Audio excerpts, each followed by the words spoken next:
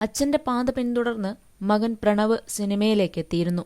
എന്നാൽ ഒട്ടും പ്രതീക്ഷിക്കാതെയാണ് വിസ്മയയുടെ cinema entry. അതെ, താരപുത്രി സിനിമയിലേക്ക് ചുവടുവയ്ക്കുകയാണ്. മോഹൻലാലാണ് മകൾ സിനിമയിലേക്ക് എത്തുന്നതിന്റെ പ്രഖ്യാപനം നടത്തിയത്. തുടക്കം സിനിമയിലൂടെയാണ് വിസ്മയ മലയാള സിനിമയിലേക്ക് തുടക്കം കുറിക്കുന്നത്. തുടക്കം എന്ന് പേരിട്ടിരിക്കുന്ന ചിത്രത്തിലൂടെ തന്റെ മായക്കുട്ടി അഭിനയത്തിലേക്ക് എന്നാണ് മോഹൻലാൽ കുറിച്ചത്. മകളുടെ ഓരോ സന്തോഷവും സമൂഹമാധ്യമങ്ങളിലൂടെ താരം എപ്പോഴും പങ്കുവയ്ക്കാറുണ്ട്. ഗ്രെയിൻസ് ഓഫ് സ്റ്റാർഡസ്റ്റ് എന്ന വിസ്മയുടെ പുസ്തകം പുറത്തിറങ്ങിയപ്പോഴും മോഹൻലാൽ തന്റെ സന്തോഷം സമൂഹമാധ്യമങ്ങളിലൂടെ അറിയിച്ചിട്ടുണ്ട്. ജൂഡ് ആന്റണി ജോസഫാണ് തുടക്കത്തിന്റെ രചനയും സംവിധാനവും നിർവഹിക്കുന്നത്.